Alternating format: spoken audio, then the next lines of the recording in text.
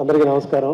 సుమారు ఒక సంవత్సరం అయింది ధమాకా రిలీజ్ అయ్యి. ఈరోజు మళ్ళీ ధమాకా ఈగిల్ సినిమాతో పాటు ధమాకా సినిమా ఫంక్షన్ జరుపుకోవడం కూడా నిజంగా నాకు తెలిసి సినిమా చరిత్రలో ఇంతకుముందు జరగలేదు అని నేను అనుకుంటున్నాను. ఇది ఒక గొప్ప పరిణామం అని నా భావన. ఈ సంవత్సర కాలంలో నా జీవితంలో చాలా పెను మార్పులు జరిగాయి. ఉత్థాన పతనంలో ఉన్న నా జీవితం చాలా ఆలోచిస్తున్నటువంటి రోజుల నుంచి చాలా మంది ఆలోచించే దిశగా నా అడుగులు పడ్డటువంటి సందర్భం ధమాకా. ఈ సినిమా అవకాశం ఇచ్చినందుకు Vishwaprasad sir, Vivek sir and director Trinath sir, Prasanna గారికి ధన్యవాదాలు. అలాగే నా హీరో, మనందరి హీరో, నా ఇలా వేల్పు మీ అందరికీ తెలుసు, రవితేజ సార్. ఎప్పుడు మాట్లాడినా ఎక్కడో తెలియని భావన కలుగుతుంది నాకు. ఎందుకంటే నాకు అలాంటి సంఘటనలు ఆయనతో కొన్ని షేర్ చేసుకున్నాను.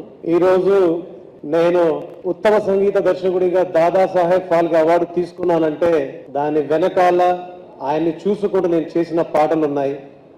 ఈరోజు నేను ఉత్తమ సంగీత దర్శకుడిగా 2022కి best popular music director award తీసుకున్నానంటే దాని వెనకాల రవితేజ సార్ ప్రేమ ఉంది.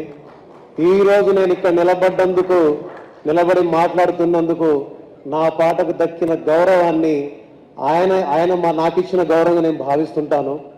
అలాగే ఈరోజు మీ అందరి ముందు నిలబడి సగర్వంగా మాట్లాడుతున్నానంటే నా ప్రతి అడుగు వెనకాల, ప్రతి పదం వెనకాల, ప్రతి పాట వెనకాల నన్ను ప్రోత్సహించిన ఆయన మాటలు ఉన్నాయి.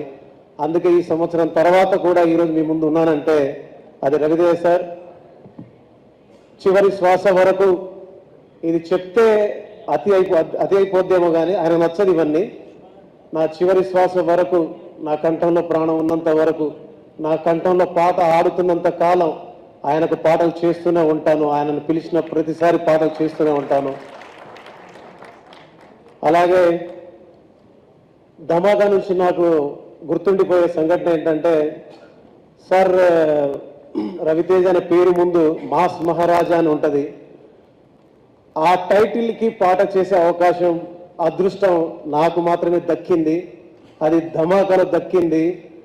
ये तो मास राजा जर्रा उठा के मार बैंड बाजा, तेरा मचा है वो तो मास राजा जर्रा उठा के मार बैंड बाजा.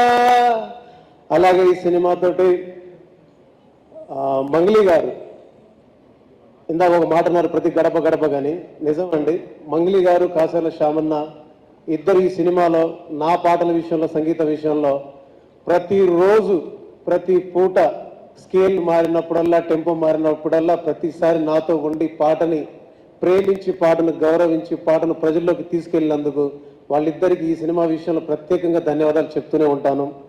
And at the same time రేపు సంక్రాంతికి రాబోతున్న ఈగిల్ సినిమా మన మన మన మన హీరో సినిమా పెద్ద ఎత్తున ఆడాలని మనస్ఫూర్తిగా కోరుకుంటూ, ఈ సినిమా మ్యూజిక్ డైరెక్టర్ అన్నారండి. ఈ సినిమా పనిచేస్తున్నప్పటి నుంచి నేను అన్నను చూస్తున్నాను. చాలా అంటే చాలా, నిజం చెప్తున్నాను, తను తిండి తినకుండా చాలా పని చేస్తే, అంటే కలిసి నిద్రపోకుండా, తిండి తినకుండా ఎంత వర్క్ చేశాడో నాకు తెలుసు. ఎందుకంటే మేము కలిసి మాట్లాడుకున్నాం, కలిసి చర్చించుకున్నాం, చాలా విషయాలు తెలుసుకున్నాం. సో ఇలాగా నాలాంటి కొత్త మ్యూజిక్ డైరెక్టర్ని, అంటే కనీసం పేరు లేని నాలాంటి వారికి అవకాశం ఇచ్చి ప్రోత్సహించారు రవి సార్.